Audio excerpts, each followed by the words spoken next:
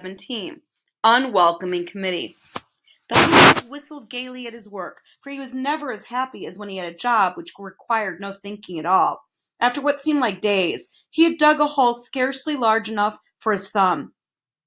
Tock shuffled steadily back and forth with the dropper in his teeth, but the full well was still almost as full as when he began, and Milo's new pile of sand was hardly a pile at all. "How very strange," said Milo, without stopping for a moment. "I've been working steadily all this time, and I don't feel the slightest bit tired or hungry. I could go right on the same way forever." "Perhaps you will," the man agreed with a yawn. At least it sounded like a yawn. "Well, I wish I knew how long it was going to take," Milo whispered as the dog went by again. "Why not use your magic staff and find out?" replied Tock as clearly as anyone could, with an eyedropper in his mouth. Milo took the shiny pencil from his pocket and quickly calculated that, at the rate they were working, it would take each of them 837 years to finish. "Pardon me," he said, tugging at the man's sleeve and holding the sheet of figures up for him to see, "but it's going to take 837 years to do these jobs." "Is that so?" replied the man, without even turning around. "Well, you better get on with it then." "But it hardly seems worthwhile," said Milo softly. "Worthwhile?" the man roared indignantly. "All I meant was that perhaps it isn't too important," Milo repeated, trying not to be impolite. "Of course it's not important," he snarled angrily. "I wouldn't have asked you to do it if I thought it was important." And now as he turned to face them, he didn't seem quite so pleasant. "Then why bother?" asked Tock, whose alarm suddenly began to ring. "Because, my young friends," he muttered sourly, "what could be more important than doing unimportant things? If you stop to do enough of them, you'll never get to where you're going." He punctuated his last remark with a villainous laugh. "Then you must," gasped Milo. "Quite correct," he shrieked triumphantly. "I am the terrible Trivium! Demon of petty tasks and worthless jobs, ogre of wasted effort, and monster of habit." The humbug dropped his needle and stared in disbelief, while Milo and Tock began to back away slowly. "Don't try to leave," he ordered with a menacing sweep of his arm, "for there's still so much to do, and you still have over 800 years to go on the first job." "But why do only unimportant things?" asked Milo, who suddenly remembered how much time he spent each day doing them.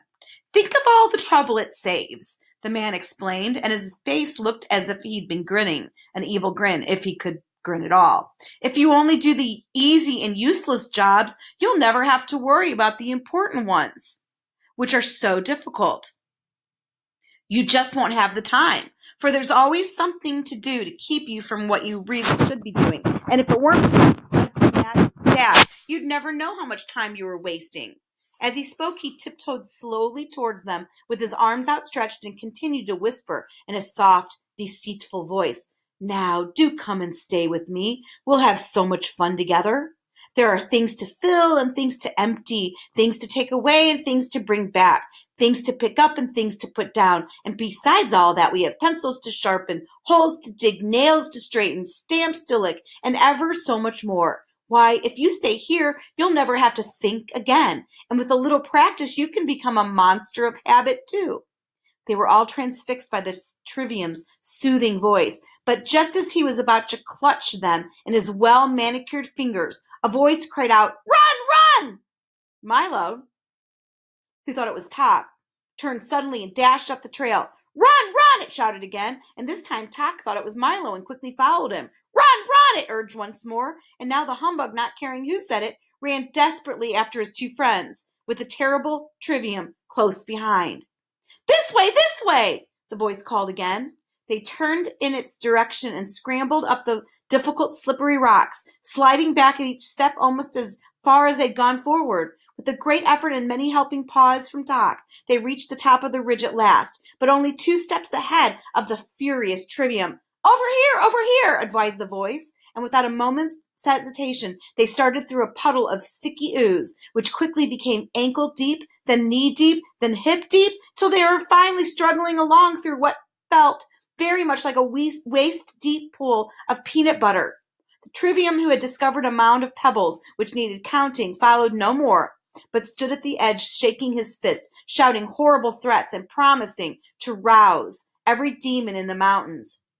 What a nasty fellow, gasped Milo, who was having great difficulty just getting his legs to move. I hope I never meet him again.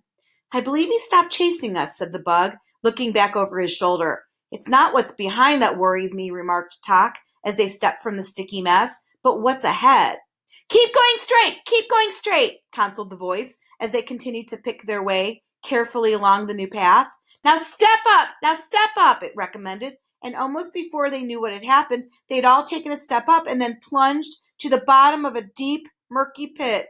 But he said up, Milo complained bitterly from where he lay sprawling. Well, I hope you didn't expect to get anywhere by listening to me, said the voice gleefully.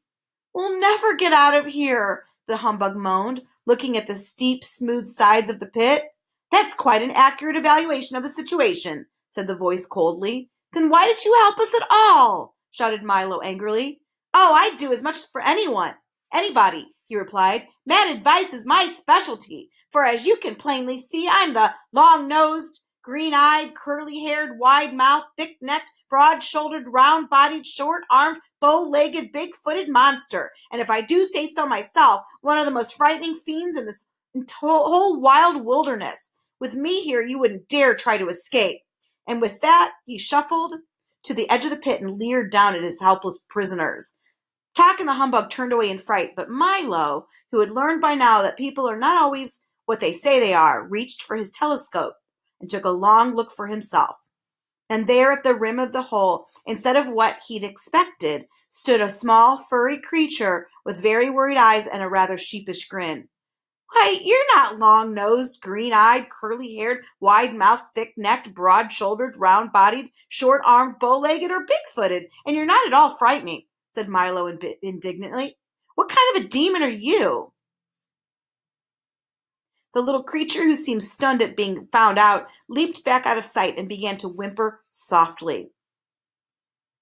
I'm the demon of insincerity, he sobbed. I don't mean what I say, I don't mean what I do, and I don't mean what I am.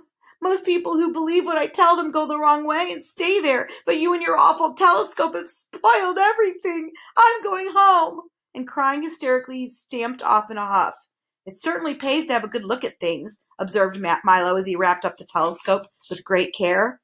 Now all we have to do is climb out, said Tock, placing his front paw as high on the wall as he could. Here, hop up on my back. Milo climbed onto the dog's shoulders. Then the bug crawled up both of them and, by standing on Milo's head, just managed to hook his cane on the root of an old gnarled tree. With loud complaints, he hung on doggedly until the other two had climbed out over him and pulled him up, somewhat dazed and discouraged. I'll lead the way for a while, he said, brushing himself off. Follow me and we'll stay out of trouble. He guided them along one of 5 narrow ledges, all of which led to a grooved and rutted plateau. They stopped for a moment to rest and make plans, but before they had done either, the whole mountain trembled violently and with a silent lurch rose high into the air, carrying them along with it. For quite accidentally they had stepped into the calloused hand of the gelatinous giant. And what have we here? He roared, looking curiously at the tiny figures huddled in his palm and licking his lips. He was an incredible size, even sitting down, with long, unkempt hair, bulging eyes, and a shape hardly worth speaking of. He looked, in fact, very much like a colossal bowl of jelly, without the bowl. How dare you disturb my nap? He bellowed furiously, and the force of his hot breath tumbled over them in his hand. We're terribly sorry, said Milo meekly when he'd untangled himself, but you look just like part of the mountain. Naturally, the giant replied in a more normal voice, but even this was like an explosion. I have no shape of my own, so I try to be just like whatever I'm near. In the mountains, I'm a lofty peak. On the beach, a broad sandbar. In the forest, a towering oak. And sometimes in the city, I'm a very handsome 12-story apartment house. I just hate to be conspicuous. It's really not safe, you know. Then he looked at them again with hungry eyes and wondered how well they'd taste. You look much too big to be afraid of anything, said Milo quickly, for the giant had already begun to open his mouth wide.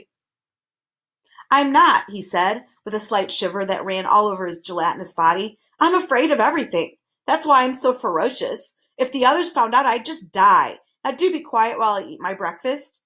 He raised his hand towards his gaping mouth, and the humbug shut his eyes tightly and clasped both hands over his head. "Then aren't you really a fearful demon?" Milo asked desperately, on the assumption that the giant had been brought up well enough not to talk with a mouthful. "Well, approximately, yes," he replied, lowering his arm to the vast relief of the bug. "That is, comparatively, no. What I mean is relatively, maybe. In other words, roughly, perhaps. What does everyone else think? There, you see?" he said peevishly. "I'm even afraid to make a positive statement, so please stop asking questions before I lose my appetite altogether." Then he raised his arm again and prepared to swallow the three of them in one gulp. "Why don't you help us rescue Rhyme and Reason?" "Then maybe things will get better," shouted Milo again, this time almost too late, for in another instant they would have all been gone. "Oh, I wouldn't do that," said the giant thoughtfully, lowering his arm once more. "I mean, why not leave well enough alone? That is, if it'll never work. I wouldn't take a chance. In other words, let's keep things as they are. Changes are so frightening." As he spoke, he began to look a bit ill. "Maybe I'll just eat one of you," he remarked unhappily, "and save the rest for later. I don't feel very well." "I have a better idea," said Milo. "You do?" interrupted the giant, losing any desire to eat at all. "If it's one thing I can't swallow, it's ideas. They're so hard to digest." "I have a box full of all the ideas in the world," said Milo, proudly holding up the gift King Azaz had given him. The thought of it terrified the giant, who began to shake like an enormous pudding. "Put me down and just go away," he pleaded, forgetting for a moment who had hold of whom. "And please don't open that box." In another moment, he'd set them down on the next jagged peak, and with panic in his eyes, jumped off to warn the others of this terrible new threat. But news travels quickly. The word snatcher, the trivium, and the long-nosed, green-eyed, curly-haired, wide-mouthed, thick-necked, broad-shouldered, round-bodied, short-armed, bow-legged, big-footed monster had already spread the alarm throughout the evil, unenlightened mountains. And out the demons came, from every cave and crevice, through every fissure and crack, from under the rocks and up from the mud, stomping and shuffling, slithering and sliding through the murky shadows, and all had only one thought in mind: destroy the intruders and protect ignorance. From where they stood, Milo, Talk, and the humbug could see them moving steadily forward, still far away but coming quickly. On all sides the cliffs were alive with this evil collection of crawling, looming, creeping, lurching shapes. Some could be seen plainly, others were but dim silhouettes, and yet still more, only now beginning to stir from their foul places, would be along much sooner than they were wanted. "We'd better hurry," barked Talk, or they're sure to catch us, and he started up the trail again. Milo took one deep breath and did the same, and the bug, now that he knew what lay behind, ran ahead with renewed enthusiasm.